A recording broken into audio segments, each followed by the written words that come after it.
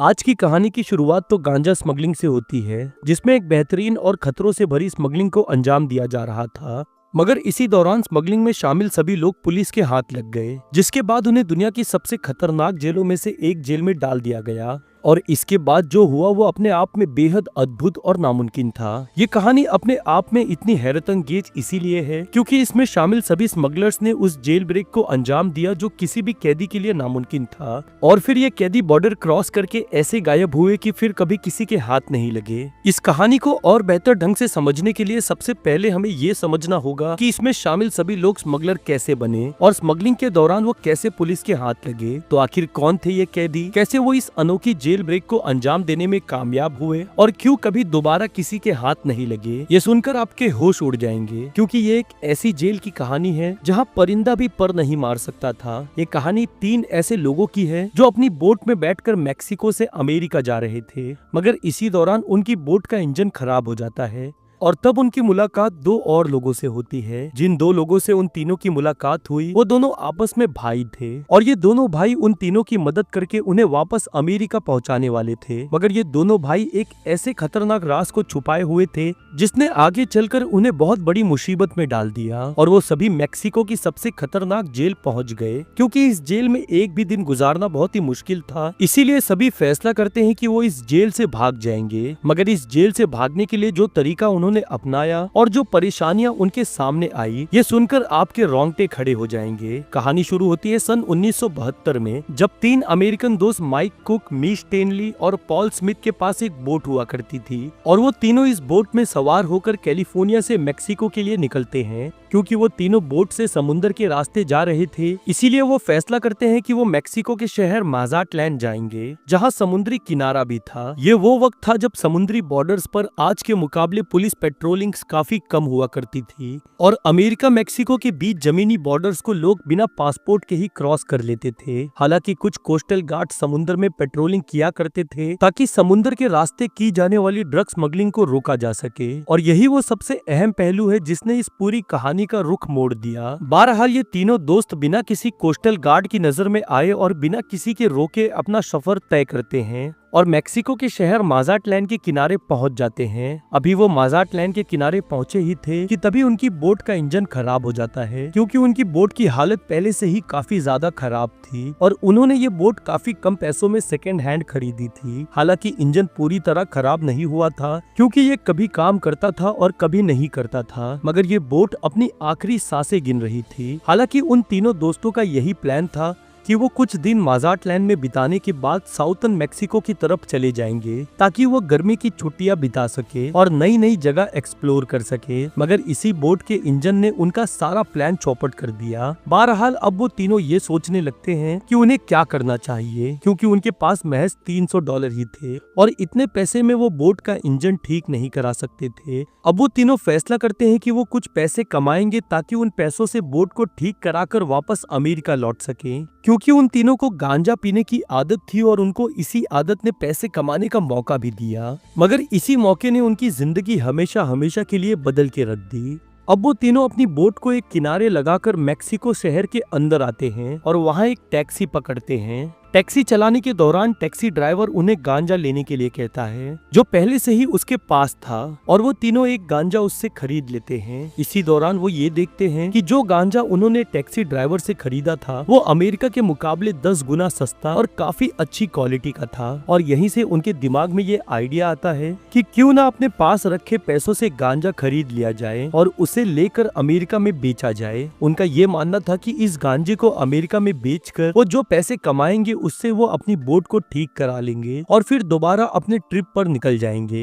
बहरहाल अब वो दोबारा उसी टैक्सी ड्राइवर को ढूंढना शुरू करते हैं जिसने उन्हें ये गांजा बेचा था, और वो जैसे ही उन्हें मिलता है वो उससे कहते हैं कि उन्हें ज्यादा क्वांटिटी में गांजा खरीदना है और या तो वो उन्हें ये गांजा ला कर दे या ऐसे शख्स के पास लेकर जाए जो ये गांजा बेचता हो। ये सुनते ही टैक्सी ड्राइवर उन तीनों को टैक्सी में बैठने के लिए कहता है और अपनी टैक्सी को अलग अलग रास्तों और गलियों से होते हुए शहर के बाहर एक सुनसान रेगिस्तानी इलाके में ले जाकर रोक देता है, ये देखते ही उन तीनों दोस्तों को अब कुछ घबराहट सी होने लगती है और उन्हें ये डर सता रहा था कि कहीं टैक्सी ड्राइवर उन्हें लूट ना ले, क्योंकि उन्हें बार बार यही लग रहा था कि झाड़ियों में छुपा टैक्सी ड्राइवर का साथी बाहर निकलेगा और उन्हें लूट लेगा। बहरहाल कुछ देर टैक्सी में बैठे रहने के बाद टैक्सी ड्राइवर उन तीनों को बाहर आने के लिए कहता है, जिसके बाद वो तीनों डरते हुए बाहर निकलते हैं और तभी उनकी नजर एक आदमी पर पड़ती है जो गधे पर बैठा उनकी तरफ बढ़ रहा था। ये आदमी देखने में किसान की तरह लग रहा था और वो गधे पर जो सामान लादे हुए था वो कुछ और नहीं बल्कि बड़ी क्वांटिटी में गांजा था और जो वो उन तीनों के लिए लेकर आ रहा था। इतनी क्वांटिटी देख वो तीनों दोस्त चौंक जाते हैं, क्योंकि वो ये समझ चुके थे कि टैक्सी ड्राइवर और किसान को ये गलतफहमी हो गई है कि वो तीनों ये पूरा गांजा खरीद लेंगे, जबकि उनके पास महज $300 ही थे, क्योंकि वो तीनों इंग्लिश बोलते थे और टैक्सी ड्राइवर मैक्सिकन था, इसीलिए वो स्पेनिश बोलता था। और इसी कम्युनिकेशन गैप की वजह से उनके बीच मिसअंडरस्टैंडिंग हो गई कि वो तीनों पूरा गांजा खरीदना चाहते हैं।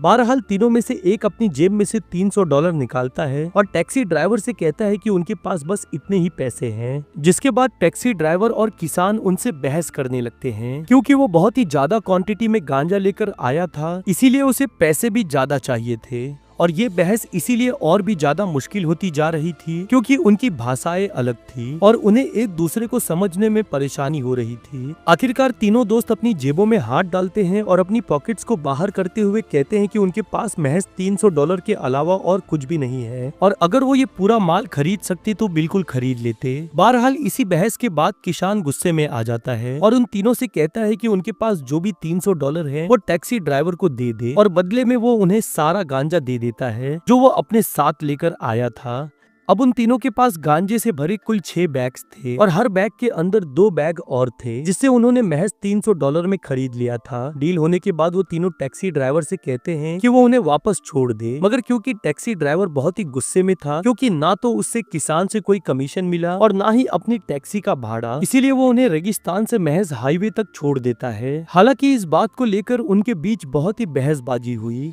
कि वो उन तीनों को वहां तक छोड़े जहां उनकी बोट बंद है, मगर टैक्सी ड्राइवर उनसे कहता है कि इतने सारे गांजे के साथ अगर वो शहर में जाएगा तो वो पकड़ा जाएगा और वो ये रिस्क नहीं ले सकता। बहरहाल टैक्सी ड्राइवर उन तीनों को वहीं छोड़कर चला जाता है और वो तीनों हाईवे के किनारे बैग्स अपने कंधे पर लटका कर चलना शुरू करते हैं। उन्हें चलते हुए थोड़ी ही देर हुई थी कि तभी उनकी नजर एक पुलिस ऑफिसर पर पड़ती है जो उनसे महज 50 किलोमीटर की दूरी पर खड़ा था और ये देखते ही वो तीनों अचानक से रुक जाते हैं और ये डिस्कस करने लगते हैं कि अब उन्हें क्या करना चाहिए। सबसे ज्यादा उन्हें जिस बात का डर था वो ये था कि जिन बैग्स में गांजा भरा था वो ऊपर से खुले हुए थे और अगर पुलिस ऑफिसर उनके पास आकर उन्हें चेक करता तो उनकी नजर फौरन गांजे के पैकेट्स पर पड़ जाती। एक बात और थी जिससे वो पुलिस की नजरों में आ सकते थे और वो थी उनका हुलिया, जो अमेरिकन होने की वजह से वहाँ के लोगों से बिल्कुल अलग था, क्योंकि वहाँ के लोगों के लिए वो व्हाइट फॉरेनर्स थे। बातचीत के दौरान माइक कहता है कि पुलिस वाला उनकी तरफ देख रहा है और अगर वो तीनों रास्ता बदलकर निकलने की कोशिश करेंगे तो उसे उन पर शक हो जाएगा और वो उनका पीछा करने लगेगा। बहरहाल उन तीनों में ये तय होता है कि वो उसी डायरेक्शन में आगे बढ़ेंगे जहाँ पुलिस वाला खड़ा है और उसी के पास से ऐसे निकलेंगे जैसे कुछ हुआ ही ना हो। अब वो तीनों पुलिस वाले की तरफ चलना शुरू करते हैं और उसके पास से गुजरते वक्त उससे हाय हेलो भी करते हैं, जिससे पुलिस वाले को उन पर कोई शक नहीं हुआ और वो वहाँ से निकलने में कामयाब हो गए। बहरहाल वो किसी तरह लिफ्ट लेकर शहर पहुंचते हैं और अपनी बोट तक पहुंचने में कामयाब हो जाते हैं। बोट पर पहुंचने के बाद वो बैग्स को गांजे के पैकेट से निकालकर बोट में रखना शुरू करते हैं और जब उन्होंने इस गांजे का वजन किया तब उन्हें ये पता चला कि वो अपने साथ लगभग 10 किलो गांजा लेकर आए हैं, क्योंकि ये काफी ज्यादा क्वांटिटी में था। इसीलिए अब उन्हें जल्द से जल्द इस गांजे को छुपाने का कोई ना कोई रास्ता निकालना था। हालांकि अमेरिका से मैक्सिको आने में उन्हें ना किसी ने रोका और ना ही उन्हें किसी परेशानी का सामना करना पड़ा, मगर क्योंकि कोस्ट गार्ड हर वक्त समुद्र बॉर्डर के पास पेट्रोलिंग करते रहते थे इसीलिए वो कभी भी पकड़े जा सकते थे, खास करके तब जब उनके पास ड्रग्स हो। अभी वो तीनों ये बातचीत कर ही रहे थे कि इस गांजे को कहाँ छुपाना है कि तभी उन तीनों में से एक कहता है कि उसने स्मगलिंग के अलग अलग तरीकों के बारे में सुन रखा है, जिसमें से एक तरीका तो बहुत ही शातिर और बेहतरीन है। इस तरीके के मुताबिक लोग गांजा और ड्रग्स को अपनी बोट के नीचे वाले हिस्से में छुपाकर स्मगल करते हैं और वो लोग इस तरीके का इस्तेमाल करने का फैसला करते हैं। सबसे पहले वो लोग अपनी बोट के निचले हिस्से को छुरी से काटना शुरू करते हैं जिसके अंदर फोम भरा था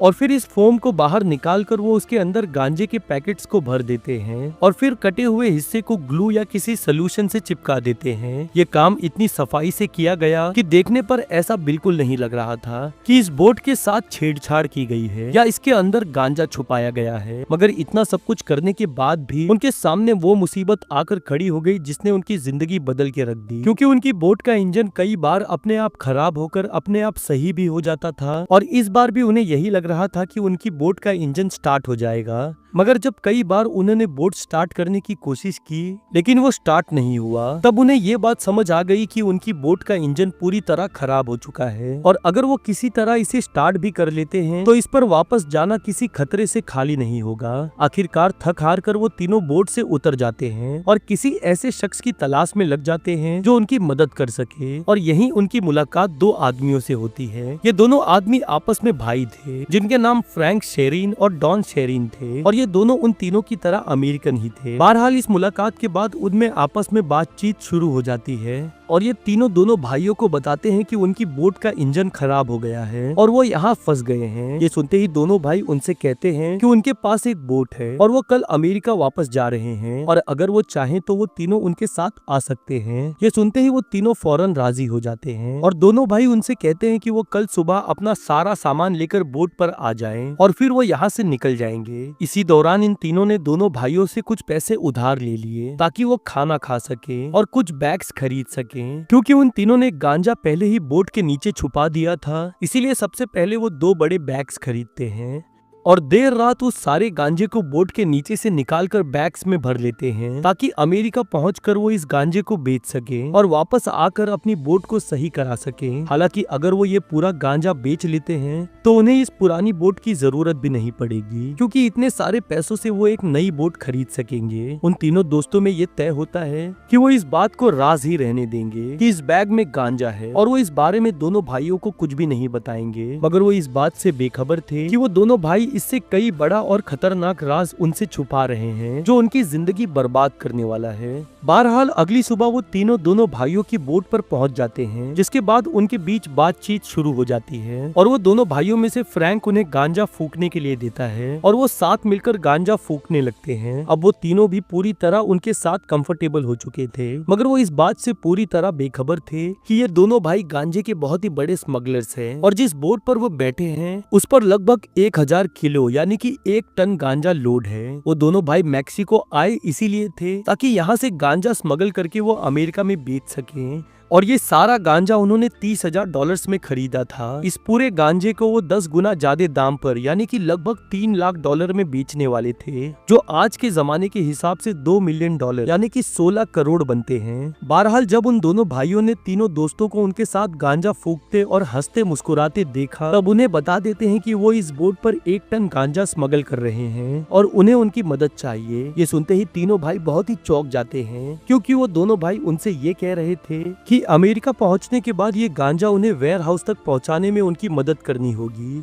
ये सारा गांजा उन दोनों भाइयों ने बैग्स में भरकर उसे टेप से बांध दिया था और उसके पैकेट बनाकर उसे बोट के नीचे वाले हिस्से में रख दिया था। हालांकि इतनी ज्यादा क्वांटिटी में गांजे को छुपाना नामुमकिन था और जब इन तीनों दोस्तों ने इस गांजे को देखा तब उनकी आंखें फटी की फटी रह गई, क्योंकि उनके वहमो गुमान में भी ये नहीं था कि वो हजारों टन गांजे के साथ इस बोट में सफर कर रहे हैं, जहाँ उन्हें ये लग रहा था कि उनके पास खुद इतना सारा गांजा है जो महज 10 किलो था और अब तो उन्हें ये भी बहुत कम लग रहा था। अब उन तीनों के दिमाग में बस एक ही बात घूम रही थी और वो थी हाई रिस्क और खतरा जो इस पूरे गांजे को अमेरिका तक पहुंचाने में था। उन्हें सबसे ज्यादा डर इस बात का सता रहा था कि अगर वो मैक्सिकन या अमेरिकन कोस्ट गार्ड के हाथों पकड़े गए तो उन्हें बहुत ही बड़ी मुसीबत का सामना करना पड़ेगा और खासकर इतने ज्यादा गांजे के साथ पकड़े गए तो उन्हें बड़ा स्मगलर समझा जाएगा और उनकी जिंदगी बर्बाद हो जाएगी। मैक्सिको में भी ड्रग्स की स्मगलिंग को लेकर कानून काफी सख्त है और अगर कोई भी गांजा स्मगलिंग करते पकड़ा गया तो उन्हें 25 सालों की सजा सुनाई जाती। यही वजह थी कि मैक्सिकन जेलों में कई अमेरिकन सिटीजन्स थे जो ड्रग स्मगलिंग करते पकड़े गए थे और इन जेलों में अपनी सजा काट रहे थे और यही ख्याल उन तीनों दोस्तों को बार बार परेशान कर रहा था और उनके चेहरे पर परेशानी देखने के बाद फ्रैंक उनसे कहता है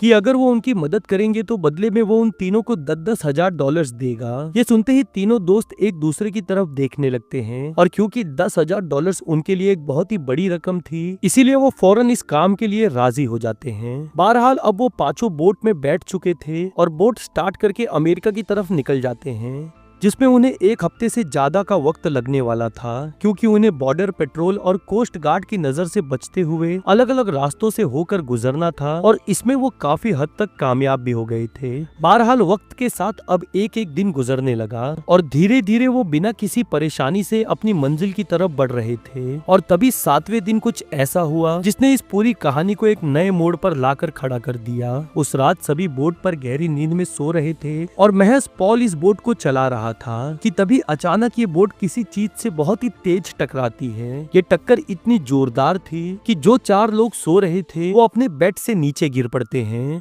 और गांजे के सारे पैकेट्स और बैग इधर उधर बिखर जाते हैं। महज कुछ ही देर में पूरी बोट के अंदर पानी आना शुरू हो गया और बोट डूबना शुरू हो गई, जिसके बाद बोट पर सवार 5 लोग खुद को बचाने की कोशिश करने लगे, क्योंकि पानी बोट के अंदर अब इतना ज्यादा बढ़ गया था कि वो सभी गर्दन तक डूब गए थे। बहरहाल वो सभी किसी तरह बोट से बाहर निकलने में कामयाब तो हो गए, मगर अब वो समुद्र की लहरों के बीचों बीच फंस गए थे और अपने आसपास अंधेरा होने की वजह से उन्हें कुछ समझ नहीं आ रहा था कि वो क्या करें। अंधेरा इतना ज्यादा था कि उन्हें कुछ दिखाई नहीं दे रहा था और वो सभी लहरों के साथ आगे बढ़ रहे थे, इसी उम्मीद में कि वो किसी न किसी किनारे जरूर पहुंच जाएंगे। बहरहाल इस तरह 2 घंटे निकल गए और तभी उन लोगों को लहरों के टकराने की आवाजें आने लगी, जिसका मतलब था कि आगे कोई ना कोई किनारा जरूर है। कुछ देर और अंधेरे में वो लहरों पर झूलते रहे और आखिरकार एक बीच तक पहुंचने में कामयाब हो जाते हैं, मगर वो सभी इतना ज्यादा थके हुए थे कि बीच पर पहुंचते ही वो वहां की रेत पर सो गए। उन सबकी हालत बहुत ही ज्यादा खराब थी और वो ऐसे सोए कि अगली सुबह सूरज निकलने पर ही उन सभी की आंख खुली, और आंख खुलने पर जो नजारा उनके सामने था उसे देख उनके पैरों तले जमीन खिसक गई। समुद्र की लहरें महज उन्हीं लोगों को किनारे तक लेकर नहीं आई थी, बल्कि उनके साथ साथ ज्यादातर उनका सामान भी लहरों के साथ किनारे तक आ गया था, जिसमें कई कुंटल गांजा भी शामिल था। सैकड़ों गांजे के बैग्स उन सबके सामने पूरे बीच पर फैले पड़े थे और ये देख उन 5 के होश उड़ गए, क्योंकि अब उन्हें ये डर सताने लगा कि आसपास के लोग या किसी मछुआरे ने उन्हें देख लिया तो वो पुलिस को खबर कर देंगे और वो सभी पकड़े जाएंगे। अब वो सभी दौड़ दौड़ कर पूरे बीच से गांजे के पैकेट को इकट्ठा करना शुरू करते हैं, जबकि वो चाहते तो इस पूरे गांजे को वहीं छोड़कर वहां से भाग सकते थे, मगर उनका मानना था कि इतना सारा गांजा मिलने के बाद पुलिस उस एरिया की तलाशी शुरू कर देगी, और क्योंकि वो सभी फॉरेनर्स थे और उनकी हालत भी बहुत ही ज्यादा खराब थी, जिसकी वजह से वो आसानी से पहचान में आ जाते और पकड़े जाते। बहरहाल इन सारे पैकेट्स को इकट्ठा करके अब वो 5 रेत में हाथों से गड्ढा करना शुरू करते हैं ताकि वो इन पैकेट्स को गाड़ सके, और इसी दौरान वो देखते हैं कि कुछ गांव वाले उनकी तरफ बढ़ रहे हैं। ये देखते ही उनमें से 3 लोग फटाफट गांजे के पैकेट्स को गड्ढे में भरना शुरू करते हैं और बाकी 2 फ्रैंक और माइक दौड़कर गांव वालों के पास जाते हैं और उनसे बातें करने लगते हैं। वो ऐसा इसीलिए कर रहे थे ताकि अपनी बातों से वो गांव वालों का ध्यान हटा सके और उनके साथियों को गांजा गाड़ने का वक्त मिल जाए, क्योंकि फ्रैंक थोड़ी बहुत स्पेनिश जानता था, इसीलिए वो गांव वालों से बात कर रहा था और उधर वो तीनों फटाफट अपने काम में लगे हुए थे, क्योंकि उनके पास वक्त बहुत ही कम था और गांजे के बहुत सारे बैग्स अभी भी गड्ढे के पास ही रखे थे, जिन्हें दूर से कोई भी देखता तो वो उससे दिखाई दे जाते। फ्रैंक अपनी टूटी फूटी स्पेनिश में गांव वालों से कहता है कि वो उन्हें अपने साथ अपने गांव ले चलें, क्योंकि उनकी बोट डूब चुकी है, और गांव वाले भी उनकी मदद करने के लिए तैयार हो जाते हैं, इस बात से बेखबर कि बाकी लोग जो सामान समेट रहे हैं वो उनका सामान नहीं बल्कि गांजे से भरे पैकेट्स हैं। इन गांव वालों के पास एक ट्रक था जिसमें वो 5 चढ़ जाते हैं और गांव वाले उन्हें बताते हैं कि उनका गांव यहाँ से 50 किलोमीटर दूर है और उन्हें पहुँचने में कुछ वक्त लगेगा। बहरहाल जैसे ही ट्रक चलना शुरू होता है वो 5 एक चैन की सांस लेते हैं, क्योंकि उन्हें लग रहा था कि वो इस मुसीबत से बच गए हैं और जब तक इस गांजे के बारे में किसी को पता चलेगा वो लोग यहाँ से बहुत ही दूर निकल चुके होंगे। मगर अभी भी उनका सबसे बड़ी मुसीबत से सामना करना बाकी था। इस ट्रक को चलाते हुए आधे घंटे से ज्यादा बीत चुके थे और वो लोग काफी दूर निकल आए थे कि तभी अचानक ये ट्रक रुक जाता है और उन 5 को एक कार अपनी तरफ बढ़ने की आवाज सुनाई देती है। ये कार सायरन बजाते हुए बहुत ही तेजी से उनकी तरफ बढ़ रही थी और ये देखते ही सभी को ये समझने में देर नहीं लगी कि वो भी भागने में कामयाब नहीं हो पाए, क्योंकि इस कार ने ट्रक को घेर लिया और फिर इस कार में से कुछ पुलिस ऑफिसर्स बाहर निकलते हैं और अपनी बंदूक उन पांचों पर तान कर कहते हैं कि वो सभी सरेंडर कर दें। ये देख उन पांचों को ये समझ आ चुका था कि अब उनका बुरा वक्त शुरू हो चुका है और वो चुपचाप हाथ ऊपर करके सरेंडर कर देते हैं। पुलिस इन पांचों को गिरफ्तार कर उन्हें सीधा जेल ले जाती है, जहां उन्हें बंद कर दिया जाता है और यहीं से शुरू होती है उस हैरतअंगेज जेल ब्रेक की प्लानिंग, जिसे अंजाम देना लगभग नामुमकिन था। जेल ले जाने के बाद उन्हें एक एक करके चीफ ऑफिसर के सामने बिठाया जाता है, जहां उनसे पूछताछ शुरू होती है और फिर उनके सामने एक पेपर रखा जाता है जिस पर उन्हें साइन करने के लिए कहा जाता है। इन पेपर्स पर उनके जुर्म का कबूलनामा था, जिस पर उन्हें सिर्फ साइन करना था और क्योंकि स्पेनिश में वो लिखा हुआ था इसीलिए कोई उसे समझ नहीं पा रहा था। पहले तो वो इस कन्फेशन पेपर पर साइन करने से मना कर देते हैं, मगर वो शायद ये भूल गए थे कि वो अमेरिका में नहीं है और जैसे ही उन्होंने मना किया, एक पुलिस वाला उनमें से एक के घुटने पर डंडा मारता है और कहता है कि अगर उन्होंने साइन नहीं किया तो वो उन्हें मार डालेंगे, जिससे उन्हें ये समझ आ गया था कि उनके पास साइन करने के अलावा और कोई दूसरा चारा नहीं है। बहरहाल वो सभी एक एक कर इन कन्फेशन पेपर पर साइन करते हैं, इस बात को जानते हुए कि वो अपनी मौत के फरमान पर साइन कर रहे हैं, जिसके बाद उन्हें पास की एक दूसरी जेल में भेज दिया जाता है। ये जेल अपने आप में बहुत ही खतरनाक और डरावनी थी, क्योंकि ये जेल किसी जंगल से कम नहीं थी और यहाँ कैदियों को बस वार्ड में बंद करके बाहर से ताला लगा दिया जाता था, जिसके बाद उन्हें अपने उठने बैठने और सोने की जगह खुद ढूंढनी होती थी। यह अपने आप में सबसे मुश्किल काम था, क्योंकि इतने खूनखार कैदियों के बीच अपनी जगह बनाना किसी खतरे से खाली नहीं था और यही वजह थी कि मैक्सिकन जेलों में अमेरिकन कैदियों के साथ वो सलूक होता था जिसे सुनकर लोगों के रोंगटे खड़े हो जाएं। बहरहाल उन पांचों को भी भेड़ बकरियों की तरह वार्ड में बंद कर दिया जाता है,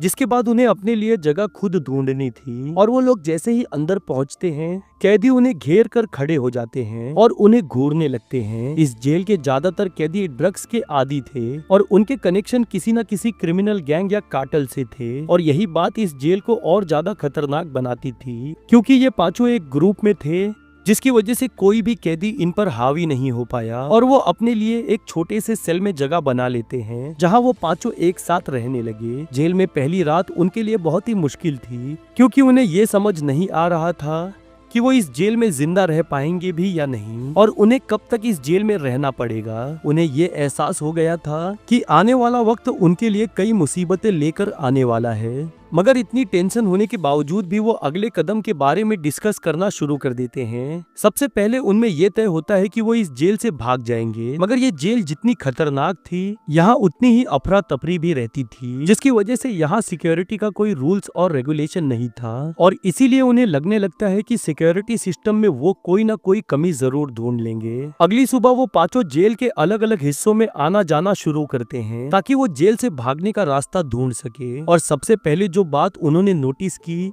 वो ये थे कि जेल दो दीवारों से घिरी हुई है। पहली दीवार जेल की अंदरूनी दीवार थी और दूसरी दीवार बाहरी दीवार, जिसमें अंदरूनी दीवार 8 मीटर ऊंची थी और उस पर नुकीले कांच के टुकड़े लगे हुए थे ताकि कोई भी कैदी इस दीवार को फांद ना सके। बाहरी दीवार वो जगह थी जिसके पास वॉच टावर्स थे और जहां गार्ड्स बंदूक हाथ में लिए खड़े रहते थे और इन्हीं दो दीवारों की वजह से जेल से भागना लगभग नामुमकिन था। अब उनके सामने महज आखिरी तरीका यही बचा था कि वो जेल में सुरंग खोदकर यहाँ से भाग जाएं। मगर इसमें सबसे बड़ी परेशानी ये थी कि जेल के नीचे मिट्टी नहीं बल्कि कंक्रीट की जमीन थी। ये उनके लिए सुरंग से भी बहुत चैलेंजिंग था, मगर उन सभी ने उस वक्त की सबसे मशहूर jail break movie the great escape movie देख रखी थी, जो सन 1963 में रिलीज हुई थी। ये मूवी एक सच्ची घटना पर बेस्ड थी, जिसमें 76 कैदी एक साथ हिटलर की बनाई जेल से भाग गए थे और ये स्टोरी मैं अपने चैनल पर भी कवर कर चुका हूँ, क्योंकि इस मूवी में ये दिखाया गया था कि इसमें सभी कैदी अंडरग्राउंड सुरंग के रास्ते भाग गए थे और यहीं से उन पांचों को हिम्मत और हौसला मिला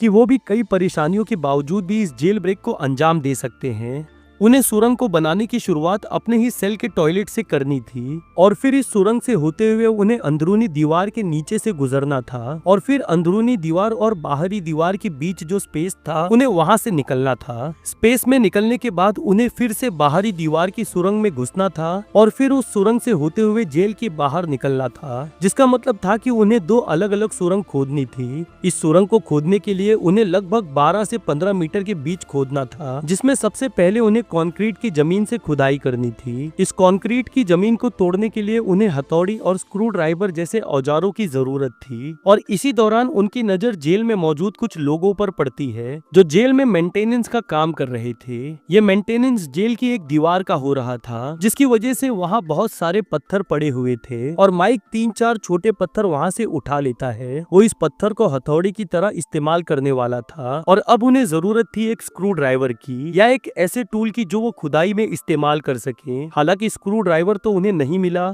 मगर वो बटर नाइफ का इंतजाम करने में कामयाब हो गए और ये बटर नाइफ उन्होंने जेल में कैदियों से खरीदी थी। अब सबसे बड़ा सवाल ये आता है कि ये छुरी खरीदने के लिए उनके पास पैसे कहाँ से आए। तो इसका जवाब ये है कि दोनों भाई फ्रैंक और डॉन के मैक्सिको में कनेक्शंस थे, जिसका इस्तेमाल करके उन्होंने जेल में अपने लिए कुछ पैसे मंगवा लिए थे। माइक ने बटर नाइफ और पत्थर का इंतजाम तो कर लिया था, मगर जिस तरह से वो इसका इस्तेमाल करने वाले थे वो और भी ज्यादा हैरतअंगेज था। जहां से उन्हें अपने सेल में खुदाई की शुरुआत करनी थी वो टॉयलेट के पास की जमीन थी, क्योंकि ये बाहर से ज्यादा करीब थी। बहरहाल वो लोग एक बेड को सरकाकर टॉयलेट की जमीन से लगा देते हैं और उसके ऊपर अपने कपड़े और बहुत सारा सामान रख देते हैं ताकि इसकी आड़ में अपनी खुदाई की शुरुआत कर सकें। उनके प्लान के मुताबिक वो लोग एक एक करके इस बटर नाइफ और पत्थर की मदद से इस कंक्रीट की जमीन को तोड़ना शुरू करेंगे, जिसमें पहले पत्थर को जमीन पर रखा जाएगा और फिर बटर नाइफ से उसी पत्थर को तोड़ा जाएगा। इसी दौरान किसी गार्ड की नजर उन पर ना पड़े, इसके लिए उन्होंने एक सिस्टम बनाया था कि जब भी 3 लोग खुदाई करेंगे बाकी 2 लोग सेल के दरवाजे पर खड़े हो जाएंगे ताकि वो गार्ड्स का ध्यान बटा सके और अंदर खुदाई कर रहे लोग चौकन्ना हो जाएं। वो सबसे ज्यादा इस बात पर ध्यान दे रहे थे कि खुदाई की आवाज बाहर ना जाए और अगर उन्हें लगता कि खुदाई की आवाज ज्यादा हो रही है तो वो आवाज कम करने के लिए कहते थे या तब तक रुकने के लिए कहते जब तक बाहर की आवाज इतनी ज्यादा ना हो जाए कि उनकी आवाज उसमें दब सके। कंक्रीट की जमीन की खुदाई उन्हें बहुत ही ज्यादा थका दे रही थी, जिसकी वजह से वो बहुत ही धीमे धीमे काम कर पा रहे थे और इसी वजह से उन्हें बहुत ज्यादा वक्त लगने वाला था। उनके प्लान के मुताबिक वो स्क्वायर या रेक्टेंगल शेप में गड्ढा करने वाले थे ताकि सुरंग में आने जाने के लिए ठीक ठाक जगह हो और इस पूरी खुदाई में उन्हें लगभग 6 हफ्तों का वक्त लग गया। बहरहाल कई परेशानियों और मुसीबतों के बाद वो जमीन में गड्ढा करने में कामयाब हो गए, मगर जब उन्होंने इस गड्ढे को अंदर जाकर देखा तब उनकी सारी उम्मीदों पर पानी फिर गया और उन्हें लगने लगा कि अब उनका प्लान चौपट हो जाएगा। इस कंक्रीट के नीचे जो जमीन थी वो पूरी तरह मिट्टी और पानी से भरी हुई थी और क्योंकि मिट्टी पूरी तरह गीली थी इसीलिए इसमें खुदाई नहीं किया जा सकता था। ये देखकर वो सभी परेशान तो हुए मगर उन्होंने हिम्मत नहीं हारी और वो ये फैसला करते हैं कि वो इस गड्ढे से गीली मिट्टी और पानी को निकालकर पूरी तरह सुखा देंगे। बहरहाल अब वो लोग गड्ढे से पानी और गीली मिट्टी निकालना शुरू करते हैं और उसे बाल्टी में भर के टॉयलेट्स में बहाना शुरू करते हैं और इससे वो लगातार 3 दिनों तक करते रहे ताकि गड्ढे के अंदर के पानी को वो सुखा सके। मगर ये काम नहीं कर रहा था क्योंकि ना तो ग्राउंड सूख रहा था और जितनी ज्यादा मिट्टी निकलते जा रही थी उसमें पानी उतना ही ज्यादा भरते जा रहा था। अब तक उन्हें ये समझ आ चुका था कि इस तरह से वो सुरंग को नहीं तोड़ पाएंगे और इसीलिए वो गड्ढे के मुंह को सीमेंट से बंद कर देते हैं और बेड को वहां से अपनी जगह पर वापस रख देते हैं और साथ ही साथ जेल से भागने के अपने प्लान को वहीं रोक देते हैं क्योंकि वो हिम्मत हार चुके थे और उन्होंने इस बात को एक्सेप्ट कर लिया था कि अब उन्हें इस जेल में एक लंबा वक्त गुजारना है। बहरहाल अब वक्त धीरे धीरे अपनी रफ्तार से गुजरने लगा और क्योंकि इस जेल में ना तो कोई वर्कशॉप थी और ना ही कोई एक्टिविटी होती थी जिससे कैदियों का टाइम पास हो सके, इसीलिए वो सभी बोर होने लगे और यही वजह थी कि जेल के ज्यादातर कैदी ड्रग्स के आदी हो चुके थे जिसे वो जेल में ही खरीद लेते और बिल्कुल गार्ड्स की नजरों के सामने इस ड्रग्स को ले लेते। अब वो पांचों जेल में इधर उधर टहलकर अपना वक्त काटने लगे क्योंकि उनके पास करने के लिए कुछ नहीं था और इस तरह 5 महीने और गुजर गए जिसमें उन्हें ये तक नहीं पता था कि कब वो इस जेल से रिहा होने वाले हैं। अब वो लोग इस जेल से निकलने की सारी उम्मीद छोड़ चुके थे कि तभी एक दिन जेल में कुछ ऐसा हुआ जिसने उनकी उम्मीद को फिर से जगा दिया। हुआ ये कि जो पानी वो लोग टॉयलेट और बाथरूम में इस्तेमाल करते थे वो अचानक से आना बंद हो गया और पूरी जेल में ये खबर फैल गई कि जिस मेन पाइप से पानी आता था वो टूट गया है और उसमें लीकेज हो रहा है और जब तक ये पाइप रिपेयर नहीं हो जाता तब तक जेल में पानी बंद रहेगा। इस तरह 3 दिन गुजर गए मगर जेल में पानी नहीं आया और तब उन 5 में से एक माइक के दिमाग में एक आइडिया आता है। उसे अचानक वो गड्ढा याद आता है जो उन्होंने 5 महीने पहले खोदा था और वो अपने साथियों से कहता है कि क्योंकि जेल में पूरी तरह पानी बंद है तो हो सकता है कि उस गड्ढे का पानी भी सूख गया हो और इस पाइप लीकेज की वजह से ही पहले वहाँ की मिट्टी गीली थी और उसमें पानी था। ये सुनते ही वो सभी फौरन बेड सरकाते हैं और सीमेंट हटाकर गड्ढे का मुंह खोलते हैं। और उनकी हैरत का ठिकाना तब नहीं रहा जब उन्होंने देखा कि अंदर की मिट्टी पूरी तरह सूखी पड़ी है। ये देख उन सभी के आंखों में खुशी की चमक आ गई और वो फिर से सुरंग की खुदाई शुरू करने का फैसला करते हैं। बहरहाल रात होते ही वो फिर से सुरंग खोदना शुरू करते हैं और उसमें से निकलने वाली मिट्टी को एक बाल्टी में भरते जा रहे थे। क्योंकि इस बार मिट्टी सूखी थी इसीलिए उन्हें सुरंग खोदने में ज्यादा परेशानी नहीं हो रही थी और महज कुछ ही घंटों में वो 1 मीटर गहरी सुरंग खोद चुके थे। 1 मीटर नीचे सुरंग खोदने के बाद अब उन्हें सीधा आगे की तरफ सुरंग खोदनी थी। मगर जैसे जैसे वो खुदाई करते हुए आगे बढ़ रहे थे वैसे वैसे मिट्टी और हार्ड होती जा रही थी और तब वो उस बटर नाइफ की मदद से सुरंग तोड़ने लगते हैं। क्योंकि सुरंग बहुत ही पतली थी जिसमें महज इतनी जगह थी कि खुदाई करने वाले के कंधे उसमें छू रहे थे और इसीलिए उस खुदाई में उन्हें काफी ज्यादा वक्त लग रहा था। ऐसा लग रहा था मानो वो किसी ताबूत में बंद हो। मगर इस जेल में जो जिंदगी वो बिता रहे थे वो बहुत ही बदतर थी और यही उन्हें खुदाई करने की हिम्मत दे रहा था। बहरहाल जिस पेस से वो लोग इस सुरंग को खोद रहे थे उसमें लगभग 1 महीने का वक्त लगने वाला था इस पूरी खुदाई को करने में। और इसी दौरान एक सबसे बड़ी परेशानी उनके सामने खड़ी थी कि वो खुदाई में निकलने वाली मिट्टी को आखिर रखेंगे कहाँ। जेल में बना यार्ड पूरी तरह कंक्रीट से बना हुआ था और पूरी तरह खुला था जिसमें अगर वो ले जाकर मिट्टी फेंके तो आसानी से किसी के भी नजर में आ जाते और तब वो फैसला करते हैं कि वो टॉयलेट और बाथरूम की नालियों में इन मिट्टी को फेंकेंगे। इसमें भी एक परेशानी थी कि वो ज्यादा मिट्टी नालियों में नहीं फेंक सकते थे क्योंकि इससे नालियां जाम हो जाती और गार्ड्स और दूसरे कैदी को इस बारे में फौरन पता चल जाता। आखिरकार उनमें ये तय होता है कि वो कुछ मिट्टियों को नालियों में बहाएंगे और बाकी मिट्टी को अपने बेड के नीचे छुपा देंगे जो अपने आप में खतरे से खाली नहीं था क्योंकि इससे बेड के नीचे की जगह जल्दी भर जाती जिस पर गार्ड्स की नजर कभी भी पड़ सकती थी। क्योंकि उनके पास इसके अलावा और कोई दूसरा चारा नहीं था इसीलिए वो खुदाई को जितनी जल्दी हो सके उतनी जल्दी खत्म करने पर फोकस करने लगते हैं क्योंकि जितनी जल्दी वो इस काम को खत्म करेंगे उनके पकड़े जाने के चांसेस उतने ही कम हो जाएंगे। वो इस खुदाई को जल्दी खत्म करने के लिए अब अलग अलग शिफ्ट में काम करने लगे जिसमें हर आदमी एक बार में 5 से 6 घंटे के लिए खुदाई करता और बाहर खड़े 2 लोग मिट्टी को ठिकाने लगाने का काम करते और बाकी 2 लोग सेल के गेट पर खड़े होकर नजर रखते और इसी तरह साइकिल चेंज होते रहती। बहरहाल अब तक खुदाई करते उन्हें 1 हफ्ता बीत चुका था और वो लोग 3 से 4 मीटर लंबी सुरंग खोद चुके थे और क्योंकि टॉयलेट की पाइपलाइन उनके सेल के पास से होकर गुजरती थी जिसे उन्हें पार करना था और यहीं उनसे गलती हो जाती है। पॉल अभी सुरंग के अंदर खोद ही रहा था कि तभी उसकी हथौड़ी किसी चीज से टकराती है और जब वो बाहर आता है तो उसके पूरे चेहरे पर गंदगी लगी थी और वो पीला हो चुका था। ये देख बाहर खड़ा उसका साथी माइक उसे पानी देता है अपना चेहरा धोने के लिए और साथ ही साथ उससे ये भी पूछता है कि उसके चेहरे पर ये गंदगी कैसी है, जिसके जवाब में पॉल कहता है कि शायद उसने गलती से सीवर पाइपलाइन पर हथौड़ी मार दी है और अब वो सुरंग में लीक कर रही है। इसी दौरान सुरंग से बहुत ही गंदी बू आनी शुरू हो जाती है और अगर कोई भी उस वक्त उनके सेल में घुसता तो वो इस बू को बहुत ही आसानी से महसूस कर सकता था। ये उन सबके लिए एक बहुत ही बड़ी मुसीबत थी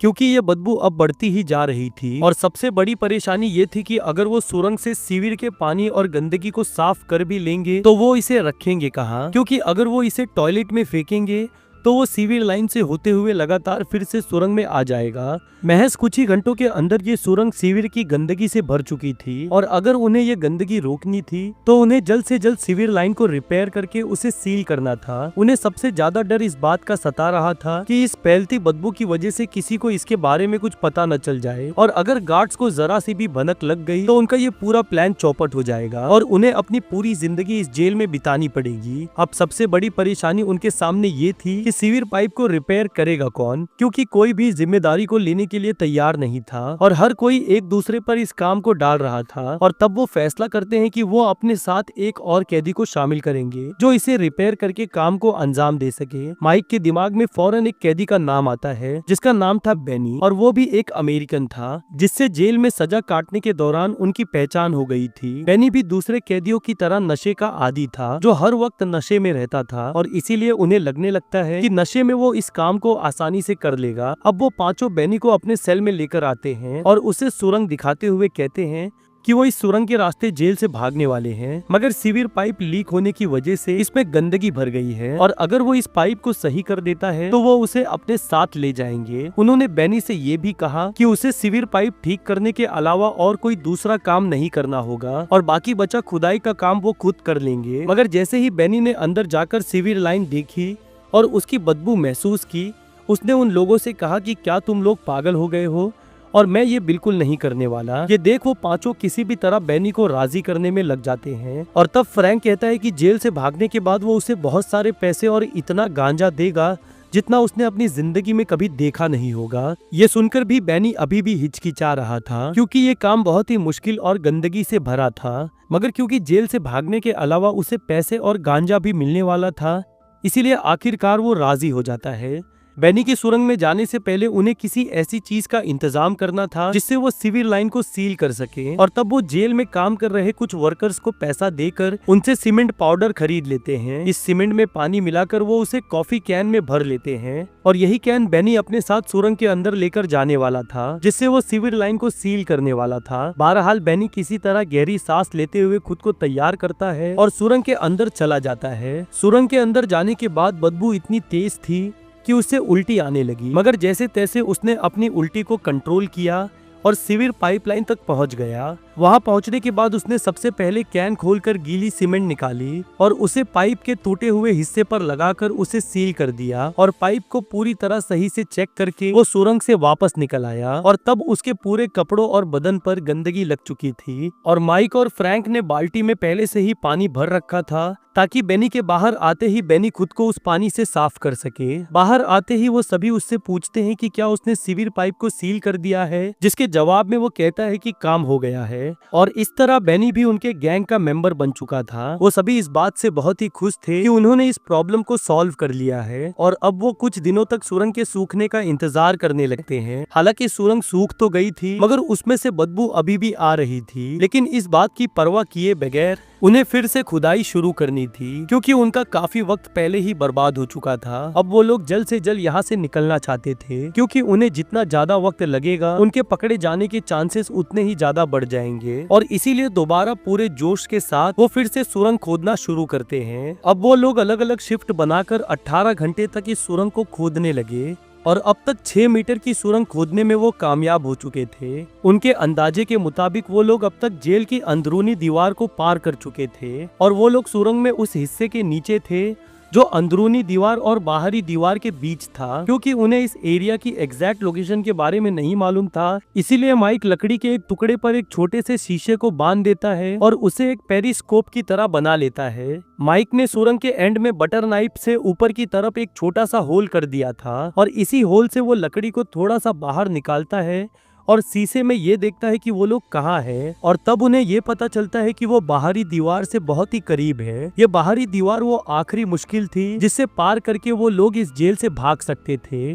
और माइक वापस आकर अपने साथियों को बताता है कि वो लोग बाहर निकलने से महज 2 से 3 मीटर की दूरी पर हैं। अब वो फैसला करते हैं कि वो लोग अपने काम को और तेजी से करेंगे ताकि कम से कम वक्त में वो ज्यादा से ज्यादा खुदाई कर सके। और जैसे जैसे वो सुरंग के एंड तक पहुँचते जा रहे थे उन्होंने अपने भागने के आखिरी पड़ाव की शुरुआत भी कर दी थी। इस आखिरी पड़ाव में उन्हें गाड़ियों का इंतजाम करना था जिसमें बैठकर वो लोग भाग सके और इसकी जिम्मेदारी दोनों भाई फ्रैंक और डॉन को दी गई क्योंकि दोनों भाइयों ने मेक्सिको में कई साल गुजारे थे जिसकी वजह से उनके वहां काफी कनेक्शंस थे और इन्हीं कनेक्शंस का इस्तेमाल करके माइक और डॉन कार का इंतजाम करते हैं जिसमें बैठकर वो भाग सके। क्योंकि वो 6 लोग थे जिन्हें जेल से भागना था, इसीलिए डॉन कुल 2 कार्स का इंतजाम करता है और ये कार्स जेल के बाहर एक तय की हुई जगह पर उनका इंतजार करेगी। अब उनमें यह तय होता है कि 3 दिन के बाद वो जेल से भाग जाएंगे और अगली ही रात कुछ ऐसा हुआ जिसकी किसी ने कोई उम्मीद नहीं की थी। उनकी टीम का एक मेंबर सुरंग के अंदर खुदाई कर रहा था कि तभी बहुत तेज बारिश होने लगती है और ये बारिश इतनी तेज थी कि उसे सुरंग के अंदर इसकी आवाज साफ सुनाई दे रही थी क्योंकि वो लकड़ी का टुकड़ा जिसमें उन्होंने शीशा बांधा था वो अभी भी सुरंग के होल के बाहर था और इसी होल के जरिए बारिश का पानी सुरंग के अंदर आना शुरू हो जाता है। ये देख खुदाई कर रहा शख्स फौरन सुरंग के बाहर आ जाता है और अपने साथियों को इसके बारे में बताता है, जिसे सुनकर वो सभी बहुत घबरा जाते हैं। उन्हें अब एक ही डर सता रहा था कि कहीं सुरंग ढह ना जाए क्योंकि वो जानते थे कि पानी अगर और जमा हो गया तो सुरंग सह नहीं पाएगी, क्योंकि अब सुरंग और अपर सरफेस की लेयर बहुत ही पतली हो चुकी थी, जिससे सुरंग के ढहने का खतरा और भी बढ़ गया था। और अब सुरंग के अंदर सकनी शुरू हो गई थी, जिसका मतलब था कि अब वो कभी भी ढह सकती है। अब वो सभी बहुत ही टेंशन और बेसब्री में इस बारिश के रुकने का इंतजार करने लगते हैं, मगर ये बारिश पूरी रात अगली सुबह तक होती रही। सुबह वो सभी इसी इंतजार में थे कि अब गार्ड उन्हें आकर पकड़ लेंगे, क्योंकि अब तक सुरंग ढह चुकी होगी। मगर ऐसा कुछ भी नहीं हुआ और वो सभी इस बात से हैरत में थे कि इतनी बारिश होने के बावजूद भी ये सुरंग बच कैसे गई। अब तक बारिश को रुके 4 घंटे से ज्यादा हो चुके थे और वो सभी फिर से टनल की तरफ जाते हैं जो पानी से भर चुकी थी, और वो सभी पानी निकालकर सुरंग को सुखाना शुरू करते हैं ताकि वो जल्द से जल्द अपनी खुदाई की शुरुआत कर सकें। अब उनके पास महज आज और कल का ही दिन था, क्योंकि अगली रात वो सब इस जेल से भागने वाले थे, और क्योंकि 2 कार्स उनके लिए पहले से ही बाहर इंतजार कर रही होगी,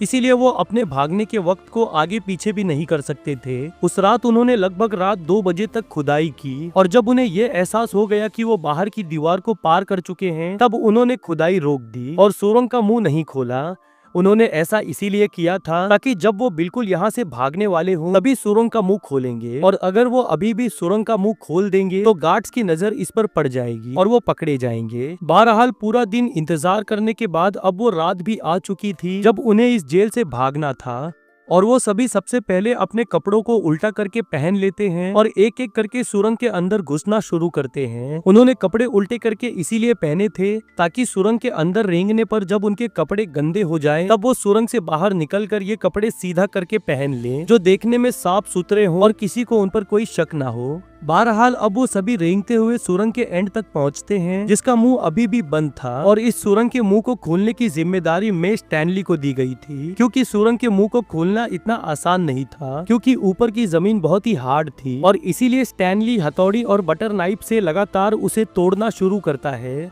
और उसके बाकी साथी पीछे सुरंग में उसका इंतजार कर रहे थे। लगभग 15 मिनट लगातार खोदने के बाद वो सुरंग के मुंह को खोलने में कामयाब हो जाता है, जिसे देख उनकी आंखों में एक चमक आ गई। मगर स्टैनली जैसे ही सुरंग के मुंह से ऊपर झांक कर देखता है, वो फौरन अपनी गर्दन वापस अंदर कर लेता है। वो अपने साथियों को बताता है कि बाहर जेल की गेट की सभी लाइट्स जल रही है, जिसकी वजह से बाहर काफी रोशनी है, और अगर वो लोग बाहर सड़क पर निकलते हैं तो किसी गार्ड या बाहर से गुजरने वाले शख्स की नजर उन पर पड़ सकती है। उसके साथी स्टैनली से पूछते हैं कि बाहर सन्नाटा है या आसपास लोग दिखाई दे रहे हैं, जिसके जवाब में वो बताता है कि बाहर पूरी तरह सन्नाटा है और उसे कोई भी नहीं दिखाई दे रहा। अब वो एक एक करके सुरंग से बाहर निकलना शुरू करते हैं, जिसमें सबसे पहले स्टैनली बाहर आया और उसके पीछे उसके सभी साथी एक एक करके बाहर निकल आए। बाहर आते ही वो सभी सबसे पहले बाहरी दीवार के पीछे छुप गए ताकि गेट के वॉच टावर पर खड़े किसी गार्ड की उन पर नजर ना पड़े। और फिर स्टैनली छुपकर उस दीवार के कोने से ये देखता है कि बाहर सब कुछ ठीक है या नहीं, क्योंकि वो सभी जेल से बाहर तो आ चुके थे, मगर उन्हें बाहर की मेन रोड तक पहुंचने के लिए जेल के गेट से होकर गुजरना था। और यहाँ भी वो अपनी उसी ट्रिक का इस्तेमाल करते हैं जो उन्होंने तब इस्तेमाल की थी जब उनके पास गांजे के बैग्स थे।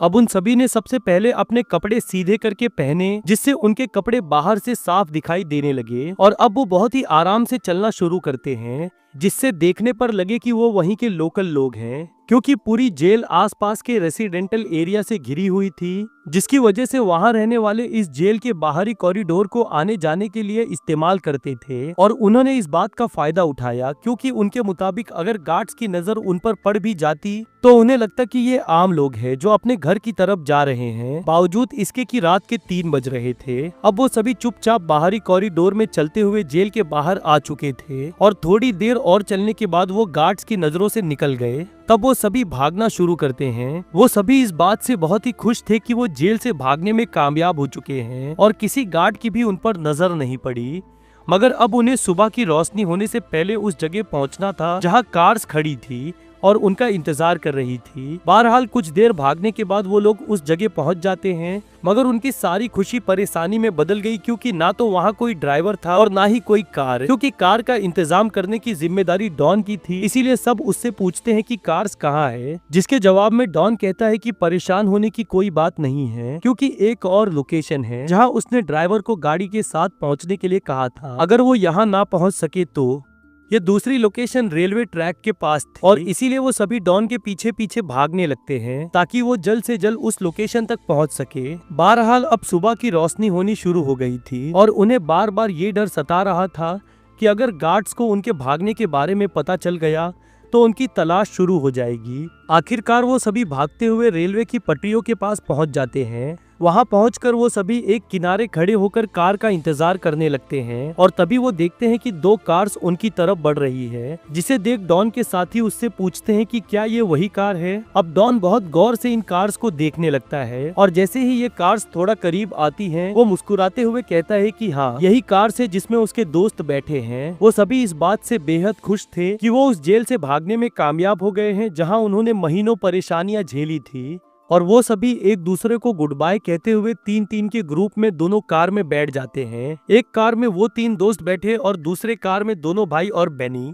और थोड़ी दूर जाने के बाद बेनी दूसरी कार से उतरकर अपने रास्ते चला गया और जाते वक्त दोनों भाइयों ने उसे गांजा और पैसे दिए जैसा उन्होंने उससे वादा किया था। क्योंकि ये दोनों भाई पहले से ही ड्रग स्मगलिंग की वजह से अमेरिका में वांटेड थे, इसीलिए वो साउथर्न मैक्सिको चले गए। और आखिर में बचे तीनों दोस्त ये फैसला करते हैं कि वो लैंड बॉर्डर क्रॉस करके अमेरिका चले जाएंगे, क्योंकि मैक्सिकन जेल में उनके पासपोर्ट उनसे नहीं लिए गए थे, क्योंकि यही एकमात्र उनकी आइडेंटिटी थी। और इन्हीं पासपोर्ट का इस्तेमाल करके उन्होंने मैक्सिकन बॉर्डर क्रॉस किया और वापस अमेरिका चले गए। बॉर्डर पर बैठे गार्ड्स को इस बात की भनक तक नहीं लगी कि ये भागे हुए कैदी है और फिर वो कभी मैक्सिकन पुलिस के हाथ नहीं लगे। ये थी कहानी 3 ऐसे दोस्तों की जो निकले तो थे महज छुट्टियां मनाने, मगर उनके साथ जो हुआ वो कभी भूल नहीं पाएंगे। आपको ये कहानी कैसी लगी कमेंट सेक्शन में लिखकर जरूर बताएं। इस वीडियो को लाइक करें और क्राइम स्टूडियोज चैनल को सब्सक्राइब करें और बेल आइकन दबाना ना भूलें। मैं मिलता हूँ आप लोगों से अगले वीडियो में, तब तक के लिए अलविदा।